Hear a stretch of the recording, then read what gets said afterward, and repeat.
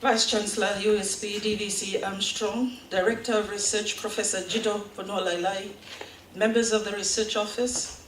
I'd like to say as alumni that I'm very proud, again, to be called back. It's not the first time, it's the third time this year, to be part of your celebrations.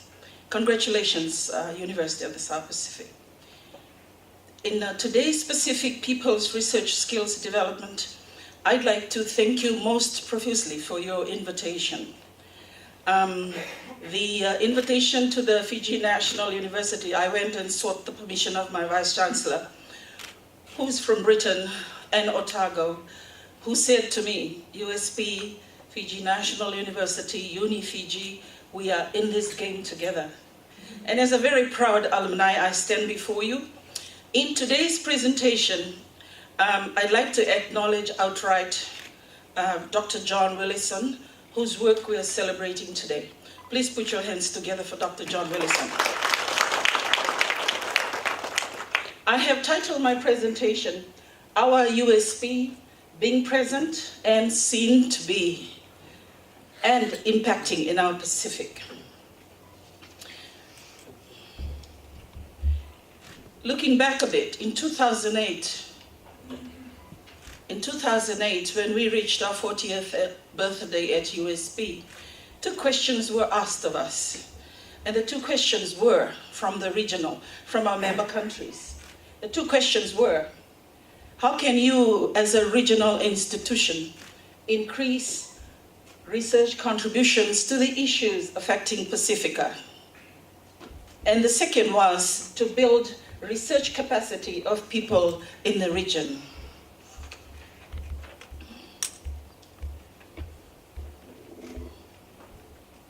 Can you see that? Maybe I'm in the way. I'd like to recognize the opportunity to use RSD and to explore it further. And I'm calling it a USP Plus, because I'll get into some detail, because after studying RSD, the framework that we are using at USP from 2012, after Dr. Jito Vonolailai had the opportunity to get to the University of Adelaide with a bit of knowledge transfer from Adelaide, thank you University of Adelaide, brought back the framework to us, courtesy of Dr. Willison.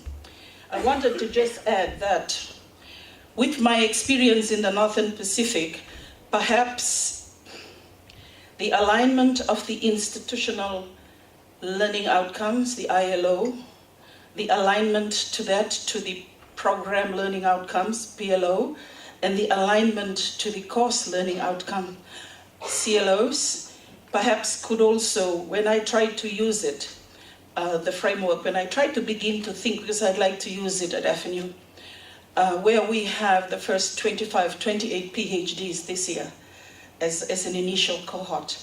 As I tried to use the framework, I thought that my learning from the American system would also force me to put the ILO, PLO, CLO somewhere there. I come to that later. So I recognize Chito. It is courageous, I told John this morning, knowing, because I've done a couple of these myself over the years, it's very courageous, and I like the courage, John, Dr. Willison, of throwing out what you think could be used by other people. I admire that courage. What I wanted to do in recognizing RSD and USP's commitment, because if you remember in 2010, those of us who were at USP at that time, we were going through the, let me pause, huh? Yeah, they taught me in America not to look stupid, especially that I'm an alumni. Otherwise they'll say USP produced this lousy woman. After the STAR project, which tried to align curriculum in those days, Chito, of course, was tasked, because of his director of research office. So he was tasked to solve that problem I raised initially. RSD as a framework, when I read the literature, has had a mix of successes and challenges. But today, I've asked John, I talk very little about it if I'm allowed, because I thought what would a 30-year experienced educator, because I've worked just about every country in the Pacific, what should I bring that might just help you? Because I know you are using RSD framework already. Maybe I bring you a few ideas, perhaps to add clarity to the explorations you will do today and tomorrow, to the framework that Dr. Willison has courageously put together. Now, I wanted to take us a bit, and I don't know if you can read from there, but wanted to take us a bit to the Springer report. At the 10th year of the University of the South Pacific, 10 years of existence, we were kind of living from hand to mouth. And then the countries and the administrators of the time thought that it was time to go back to the region. Go back to the region so that they will tell us, they will give us a fresh mandate on teaching, research, and publication and consultancy. Now, as we remember, that was an effort to also reconnect to our member countries. I think it was 11 at the time. So in that University Directions Conference, I remember OSAID funded that conference. There was new directions and new curricula, new research priorities. But what was very obvious was the need to decentralize some courses to countries, and this is where we have the centers and the institutes. The reason is we can develop research skills at USP, but the people in our region, the 12 member countries, need to see that that is actually actualized on the ground. And I only realized that clearly when I went to the Northern Pacific to work there in the last 7 years. Because at the University of Guam, we service the whole Micronesian region, half American and half British. Now the research centers, for example, and I give a few examples here, things I recollect. In Tuvalu, we had Dr. Doug Munro. Doug Munro was crazy. Everybody in the Pacific that saw Doug knew he was writing history. From Tonga to Samoa to Fiji, we would think this guy is crazy because he's tall and skinny, and all he does is talk Tuvalu, Tuvalu, Tuvalu, Tuvalu. Before he stands up, we'll say, oh my God, here comes Tuvalu, Funafuti. And, but we learned about Tuvalu, and Tuvalu was very present in our midst because an academic who's a research leader like Doug Munro chose Tuvalu to make sure Tuvalu was on the map. I recognize DVC Armstrong, Dr. Jito Vanualelai, thank you. So in thinking about the STAR project and the RSD, I thought I'd take us a bit to all these things that we were trying at USP in those days to make sure they don't only see our research, they see us. Now, in Vanuatu, you remember Howard Ventris. Some of you are pretending to be young here, my age, sitting at the back there. Yeah, I won't mention names. Howard Ventris is so crazy. He did land use in Vanuatu. He was the one that told me, Unaisi, stop running around the region. What is your niche? What is your research niche? What is it that people will want to hear from you 30 years from now?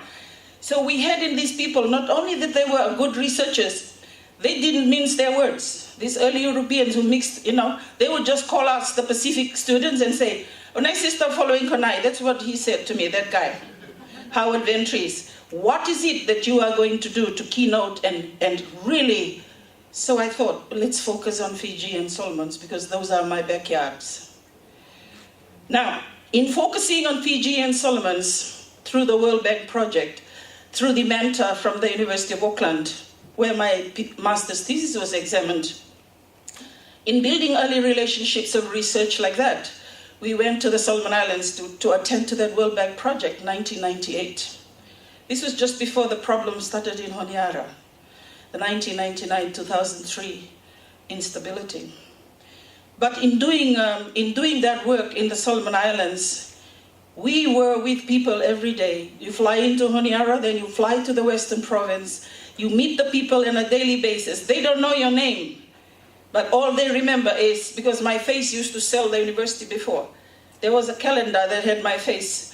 And it was like, so when I turned up at the market in Munda, they said, oh, USP, Mania USP. we have to be present. There's no two ways about it.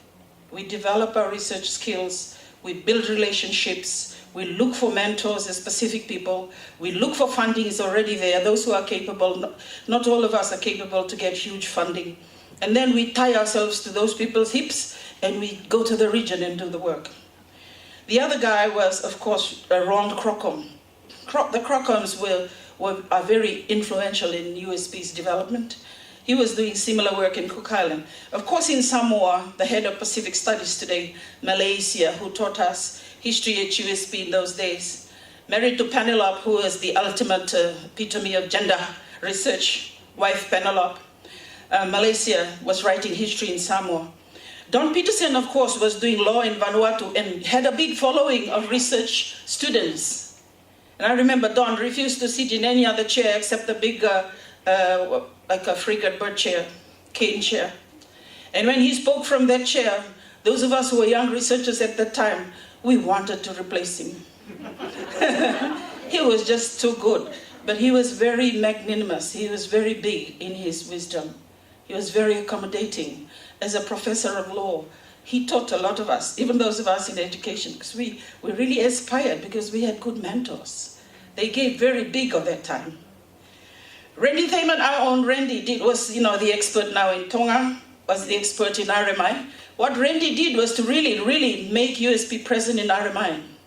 When the countries are saying, get your research skills, we want to see you.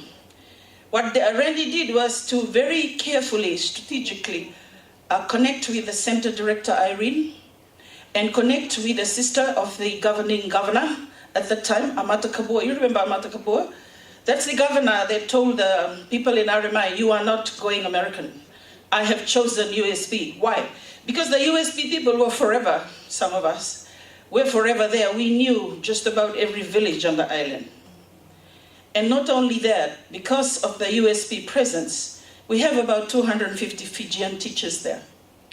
So USP's research skills development has done so much. We just don't do enough to show the linkages, not only the skills we are learning, but the many relationships we have developed. Now, in the development decade, at USP in 1975, we had VC James Maharaj in those days. Personally, I thought that was a vice chancellor that was too bright. He just talked and the textbook came out. So those of us who were young, I think he was from West Indies, those of us who were young and impressionable in those days watched him with awe, because he would recite all the research done in the Pacific region, the vice chancellor I'm talking about. He was the one that said this, and I'd like you to, if you've forgotten, he said this, University of the South Pacific. When you run across the Pacific, the university is where the pool of resources are for our people's development. It always bothered me, Maharaj's comment, especially when I went to the Northern Pacific and served there for 7 years out of the University of Guam. When you look to USP, you are looking to the pool of resources. The mandates the countries give us through their quotas every other year is because there's no other pool of resources. It is in USP. Research skill developed, articulate in our literacy and comments, very, very informed in our readings, but the region looks to us as the only pool they can pull from. It didn't really hit me until I went in 2011 to join the Northern Pacific University at the University of Guam. Everywhere we went to, you were doing things from researching with the women's groups, connecting with the farmers in Palau because of climate change, the women who do farming in Palau, opening conferences on youth. So the research potential for USP, the pool of researchers that we are, the region looks to us to be present. If not, I'd suggest that a bit later I come to that, but our work, it must be available, not only in the big island states, but in the small ones. Some of the things that also happened in the past was the focus on land and land work, focus on history, the focus of stories. I remember Marjorie Crocombe, she was a very tall woman. When we saw her, we said, Sabadilang Romana publication. And when Konai came, we said, Gurmai Nabobo to Kawatrina, you're the choice of my parents. So we didn't call them. We called them by their publications, because all of us were having that diet. But this diet forced us to think about ourselves for the first time as a people who are now independent. And of course, in the last 20 years, I have had the privilege, with Konai and a few others from the Pacific Islands, to have been given New Zealand aid money to rethink curriculum, rethink research, frame curriculum, frame research differently, to show that we have become of age. That 20-year literature is available. I'd just like to show you a little bit so that you know this woman really did the job. Sometimes you say, man, she just came and talk and talk and talk. We were crazy in those days. We were allowed. I think some of the early vice chancellors really allowed too much. They gave us the freedom. This is me and Serema. Serema wanted to be my PhD student. Yeah, that's the younger me. That's in Undu Point. So we got message from the center in Lambasa that they needed to understand why the teachers in Undu Point, there are 5 schools out there in remote, where my husband, Professor Mbamba, comes from, sitting at the back. So I told him, I'm not going there because of you. It's actually a mandate. The Lambasa campus wanted to know how to support the teachers out there better. That was a 3-year project. What did we do? We got funding from everywhere we could. This is the thing about research, eh? You just got to hunt it down. And there are good people out there who can give you tips, find the right connections to teach you to get the funding. Because we got funding from the school, it was minimal. We got funding from the faculty, it was minimal. We went to Fijian ministry, we got funding. We got funding from everywhere we needed. Because when you do indigenous research, and for the first time we were all indigenous, it means a little bit more in terms of framing, in terms of how we frame and how we develop the skills of other people while we were researching. How we give back, how we stepped, and how we thought carefully about what to take out and what to give back. That book came out in 2012. It's available at the USP bookshop. All my books were dedicated to postgrad work at USP. I don't really get royalty. I think we've done 20 by now. So that's what alumni can do to boost research. There was a whole pool of research experts available to us. Very quickly, just to remind you what you are doing today, when we try to defend, as researchers, we're always defending ourselves. I thought Dr. Vunolela put it really well. We are explicitly teaching research skills because our people in the Pacific, we need a rounded education, a rounded, yeah, we don't just get a degree, but we are inquiry-oriented. That's what research does. Makes you ask questions all the time, as uncomfortable as they could be on small island states. And those are Chito's 5 reasons why we are doing what we're doing today. I add number 6 because for some time there, some of us were crazy. We were running across the Pacific chasing after all the aid-funded education projects and how aid was altering our imagination. Tupeni at the back, the man I married later, wrote buccaneering Australian style in those days. And I thought that remains seminal in terms of critiquing how aid drives research in the Pacific, how they define the issues for us, or how they redefine realities for us. That's a caution. Then I thought, some of us, it didn't really occur to me that USP are really present in every other crop agency. It's just that they don't admit it. We gotta figure out a way at USP to tell them, when you stand up as SPC, first of all, say you were bred at USP, outrightly. I do that all the time. I don't see a problem. So, just a reminder while we talk research in the next 2 days, that 9/10 of all the Pacific is in Melanesia. So there are 10 million people, 9 million are in the high islands of PNG, Solomon, Vanuatu, and Fiji. I think I cut out Fiji from there. And the focus by the forum on SIS, I thought, could be a takeaway today. We tried at USP in the early days, we failed. With Epeli Haofa, the late Haofa, trying the small island state intermediate development center in Tonga, it didn't work. But the forum would not look at the Pacific together.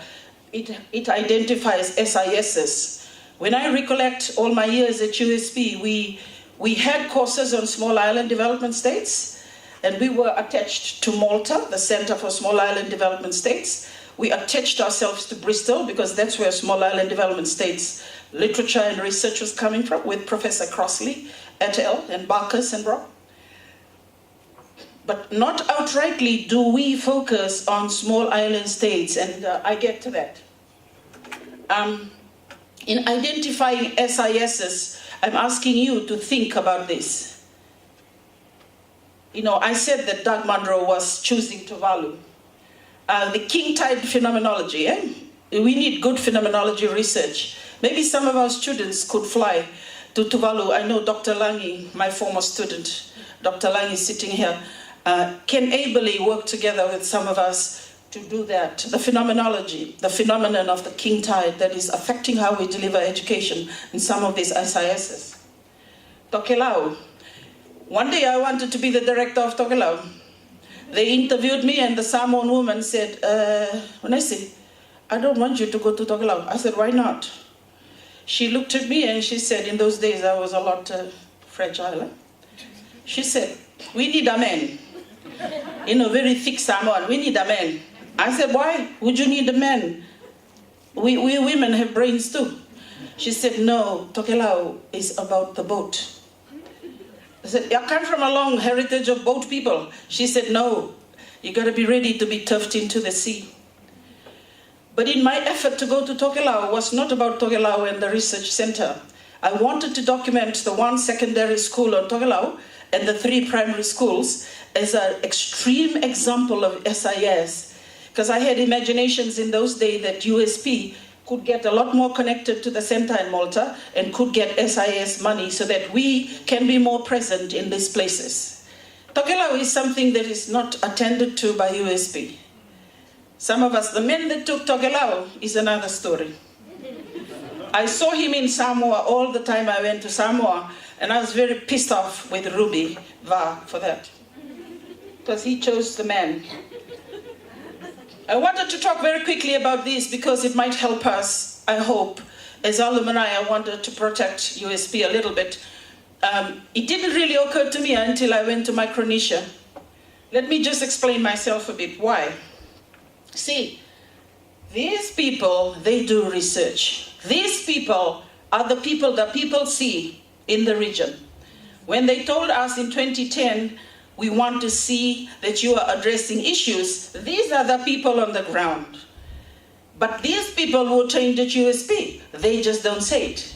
For example, the Pacific Island Forum with governance, you know, they're the secretariat, right? And then Fiji's developed the PIDF near my house in Domain. Now they look after economic development, governance, politics. Then you have SPREP. The forum has its own education office. So think about, they are very present in the region, that's their mandate. Like we are present, but we are teaching people. So when they tell us, address our issues, we train the people who are in the forum. They didn't come from nowhere. For example, Dr. Agorau, the lawyer, he's USP. Now, Agorau went and became the first head of the party to the Nauru Agreement in Marshall Islands.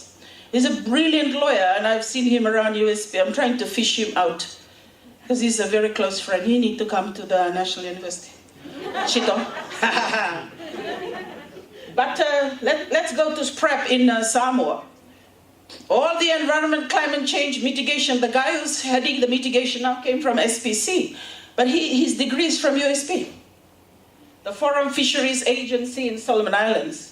The Tuna Commission in PNI and Pohnpei in Federated States of Micronesia. This is the region that I walked in the last 7 years.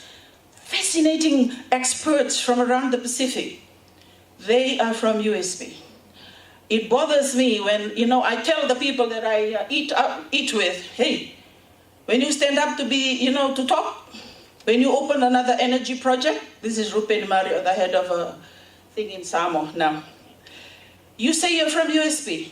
You're not only USPC, you are USP first. I said, Unaisi, what is it with you? You are now Guam. I said, yeah, but give credit to where you were brought up.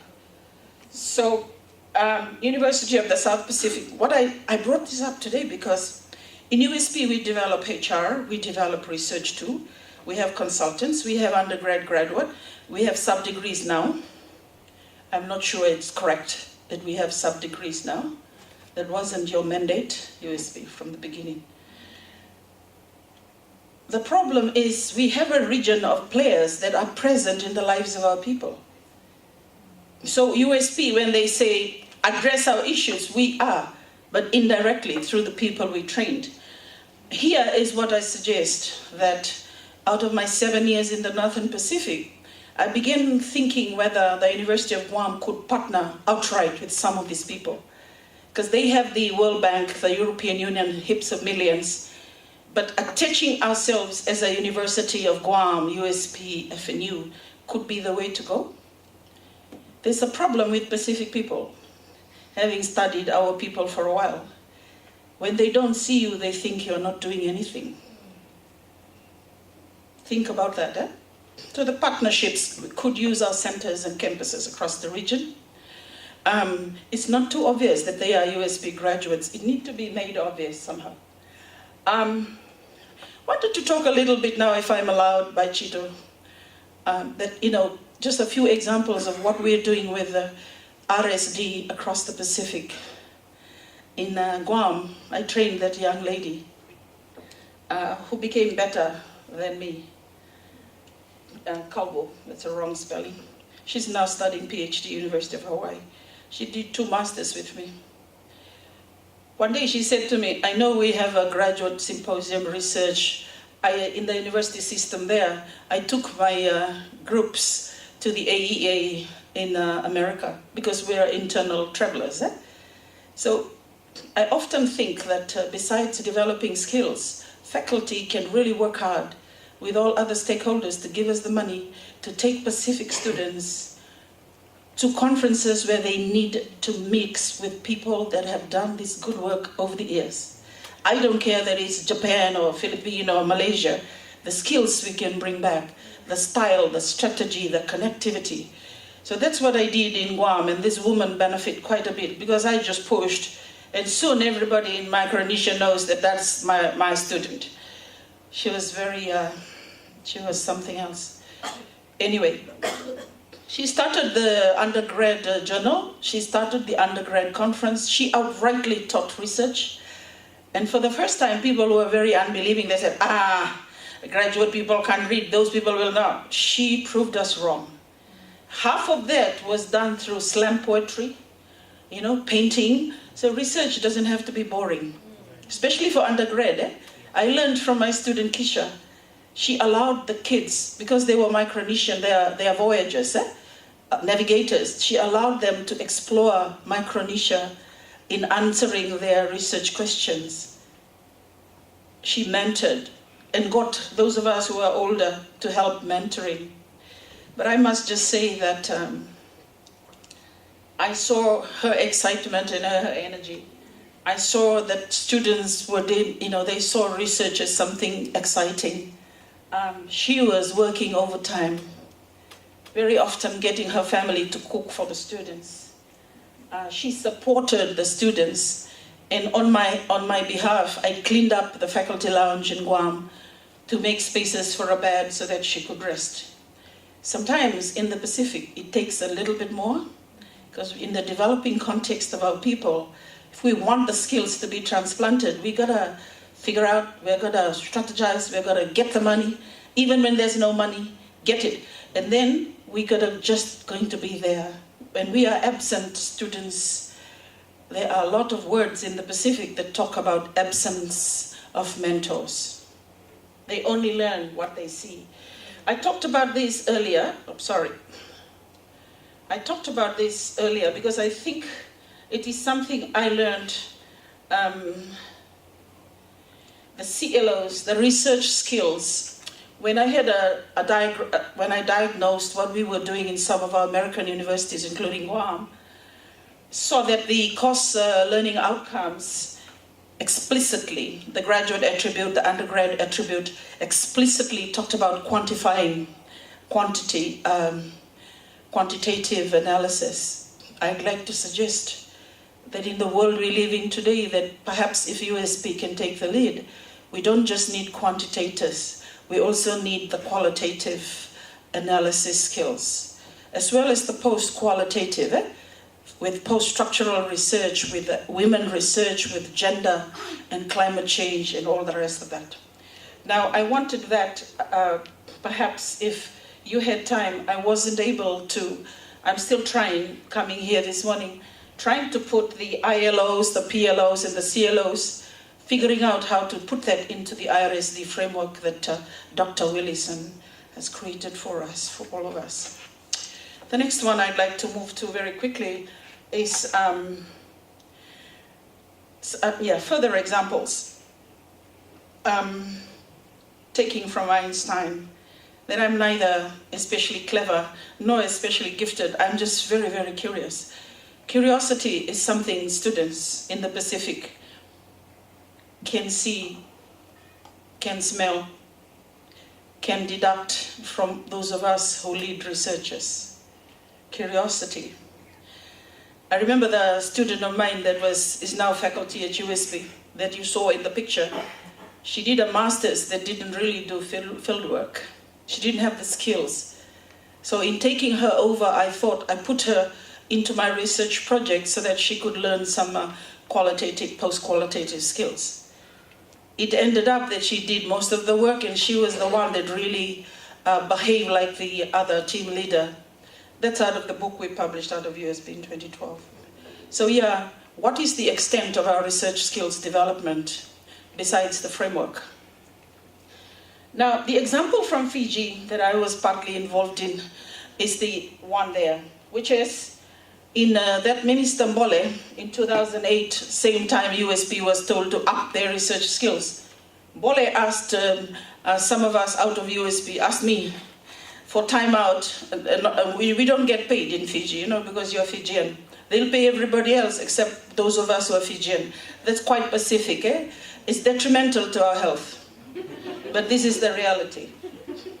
So I came to the Ministry of Education, got the team together, and basically wrote the research textbook to be used by Form 6 and 7s in Fiji, the teachers. Because the teachers in Fiji are teaching already research as outright as a project for Form 6 and 7 English, without any support at all.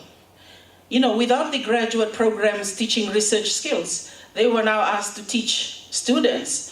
Now, you're looking at about 15,000, Form 7, yeah? And some other thousands, Form 6.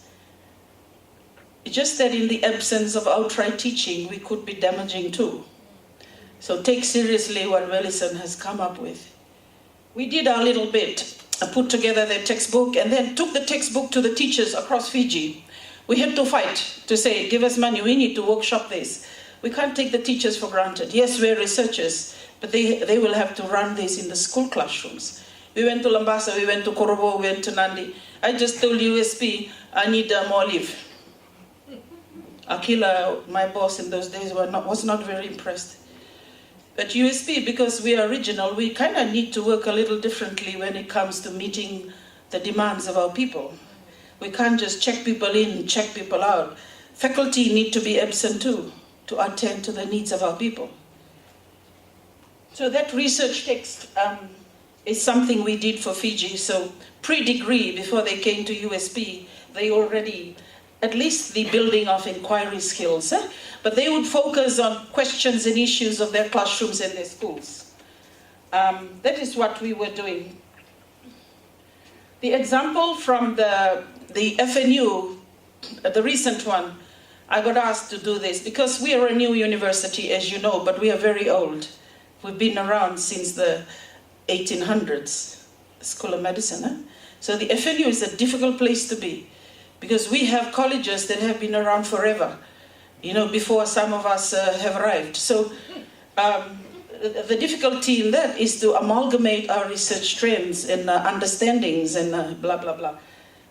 So now that we are getting cohorts, the university put together, out of some of our suggestions, those of us who are gang from USP, to do explicitly train the PhD supervisors in supervising students. We've just finished that for all the 5 colleges of the university, the Fiji National University. I'd like to also acknowledge, Chito, that some of your professors came to support us.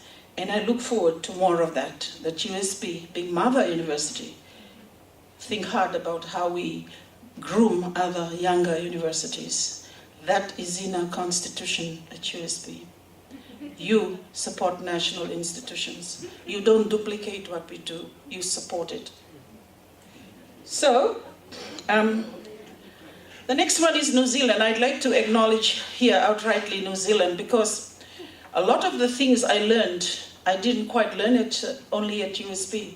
It was my time in New Zealand that really taught me a lot about skills development. It starts with policy of government. In New Zealand, in the time I had won my New Zealand Aid Scholarship, the New Zealand Tertiary Education Commission, or the Fiji Higher Education Commission, had decided in policy that, number one, it would only benefit, it would just promote people with a good rating for PBRF, research-based, and it would increase funding for those faculty that looked after Pacific students.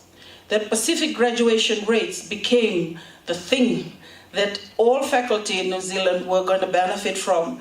One successful PhD gave the university an extra $30,000, 6 of which will go to the student. So it became really fashionable to finish, to work hard. And faculty, for the first time, started grappling around. Penny was there, he knows this, grappling around for anything that looked Pacific, because it had the incentive with it. Sometimes I remembered, because I'd been at USP for a while before I went to this PhD in New Zealand, I thought that Pacific people were supported better in New Zealand universities. Something for USP to think about. Because I went there for my PhD. The amount of support you get because you're Pacifica and Maori. Something to learn, that we cannot just work alone as universities. We need other people to forward some money to us to incentivize the work we do.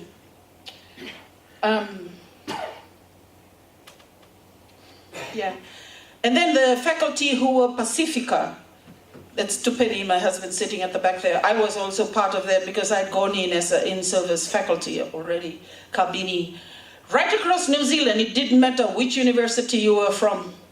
We got together and did symposiums for students, graduate students, undergrad students, outrightly talking research skills, the whole stages that one can see. The only difference was, I must admit, John Willison, I did not think it was as detailed as your framework. That's why I like your framework. Because even if people don't use your framework, the detail, if you follow it, you're going to benefit because you're not going to miss out. So it's not only, if you can't follow it, it's really good to keep on looking to it. Because we might have to do things a little differently, given the context of our work. So these guys, we were flying Konai across, and Randy and other people from USP. I would fly myself to Wellington as a young Pacific researcher in those days, because there were symposiums, research symposiums. Not only that, we had boot camps where we learned explicitly how to write proposals, how to do inquiry, how to write questions, how to do literature review. Chito, right now at FNU, some of us are arguing to death to set up the first graduate center for research. I know USP hasn't got that. I fought so hard to put the postgrad thing for Fale. At one stage, the dean of Fale said, we're just going to hang it from the air. I said, go ahead, hang it. But we need the space. You need some crazy people to want something badly in the Pacific for things to work sometimes. But when it works, you don't have to worry because everybody else will say they did it.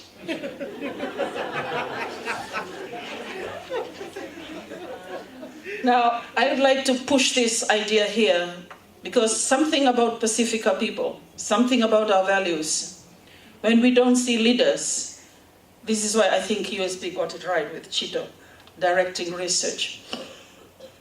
Even if you're a lousy researcher, you just see Chito, you have some hope. Yeah, because Pacifica, our values, we are really leader-led and we look to models. This is why USP gets it right. The research boss that Chito is doing, Chito may not know this, but they will think, I can too. They will start saying, Chito came from a small island, I came from a big island, I'll do it someday. University of Waikato recently has identified another dimension of support, institutional support, and that is to advertise. Within the next 6 weeks, they'll re-advertise the Assistant Vice Chancellor Pacifica. Why am I talking about this? When Pacific people say we need PD of our people to be researchers, when they say we need our issues addressed, what they are not saying is we need people that look like us to also come as experts. They talk about it amongst themselves. So I like the step by Waikato to explicitly state we have arrived in New Zealand at a time to recognize that the Pacifica population burnt their backs to build laundries and roads. Now we will have an assistant vice chancellor specifically for Pacifica. That person will make sure the researchers, the faculty that are Pacifica increases, that the staff that are faculty look represented. So it's a totally new ball game in my view. I don't see why people in Fiji can't do that. If things are not working, let's learn to do something a little differently. Besides that, there's also scholarship and support for Pacifica. Usually you have a Pacifica development officer, right? Especially, I'm thinking about the SISs, the small island states. I don't know how to fix this thing. I finished with New Zealand, but New Zealand is very interesting. You just try to read about every good thing they're doing with Maori and Pacifica. Of course, it is blessed by a government and policies that outrightly say that these are groups of people who will make too many percent, 20% of our population in future. Let's put the money now to make sure they are trained. Yeah? Next, we're looking at the centers and institutions and the professors and the big grants at USP. I'm sure this is continuing on, but I thought that while you talk research skills, just to remind us, in the past, the late passed on, and you had Koshi. These are crazy people. They would go and they would demand in international fora, and they would get heaps of millions and come back and train PhD Pacifica. This is something all the universities could do. The colorful flying professors could be supported to get in funding with institutional support so that they can have a whole team of people around them. I saw this when I went to Flinders in 1992. I saw Bob Teasdale and the group in Flinders with a whole list of Pacific students. They had their office, PhD students, around Bob. So, centers like that, incubators like that, campuses and centers in the region could help as incubators to help us. We can develop skills. We need to also think what will happen after that. I think my 35 minutes is coming to an end. Today we are here because the region decided to speak back in 2010. As in the empire talks back. The region dared to say to USP, okay, get off your high horses. You need to train our people in research skills. We need to see that you are addressing issues.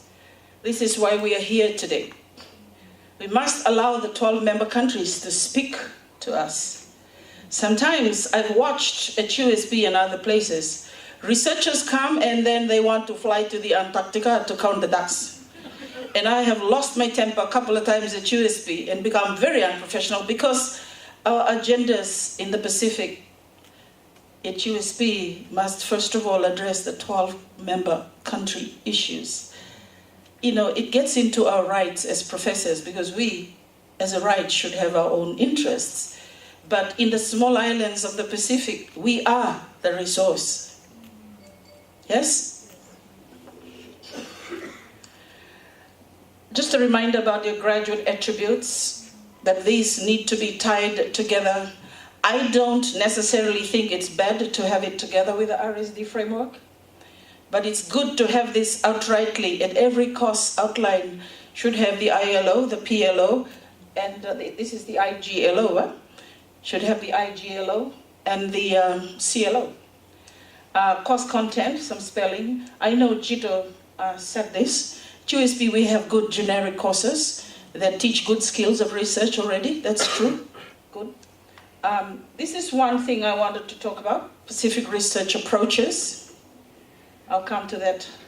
Pacific mentors and mentees. I'm not saying that they need to look like Tuvaluans. No, I was mentored by people who are not from the Pacific, but are Pacific. Perhaps more Pacific than some of us. The ecology of our work at USP, I thought that some thought need to be given to that because other people are very present. They are dealing issues of our people, research issues. They're researching and they have big money. The research centers at USP, like the Lambasa Campus Center, we supported in 2012 to do the research in Undu Point, perhaps could be the base. And I know Rosie is doing that with her scaffolding work in Tuvalu. I expect Rosie to do well because, you know, I taught her, right? She should be better than me. Rosie, there you go. Now, the bottom part here is perhaps something I wanted to leave today. When we scaffold, when we look at research development skills, what we are not saying is we are looking at methodologies that support our people. I want us to perhaps, if you can, give some time thinking methodologies. This is the reason. When USP was established, it was the development decade, yeah? We were modernizing in the Pacific. Our purposes, our issues, all of us wanted to throw away things that weren't modern. We gained independence. Now it's post-colonial. We are trying to establish once again that we are a people with identities and cultures and knowledge system that outlive those that came 150 years ago, the European, the churches. In the nature of our teaching and research and in the nature of our skills development, I'd like us to outrightly think about the framing that we are doing. That it must be posty, that it must include populations that are otherwise excluded in USP's last 50 years. I am referring to SISs here. Good work is happening all over the world in that. I often say that my own post-colonial framing of Vanua is used elsewhere much more than in Fiji. That again is the nature of Pacifica. In concluding, I'd like to outrightly, Dr. Vanua Leilai, to acknowledge your good work with Derek Armstrong, professor, who is not here now. Outrightly, John, your work. As a person who's thrown things like this before at the world, I know it takes a lot of courage. Whatever people say, there is something good there for everyone. I've checked it up and down. The literature around the world is mixed on successes. It did not mean that we cannot adapt to suit our purpose. Thank you for that opportunity, John. I have raised a few ideas that perhaps could add to your two-day celebration. Just trying to think and reconnect with other things, doing the work we're doing. And I'd just like now, as a proud alumni, to congratulate our mother university again on your anniversary and look forward to more involvement with our mother university. Thank you everyone for listening.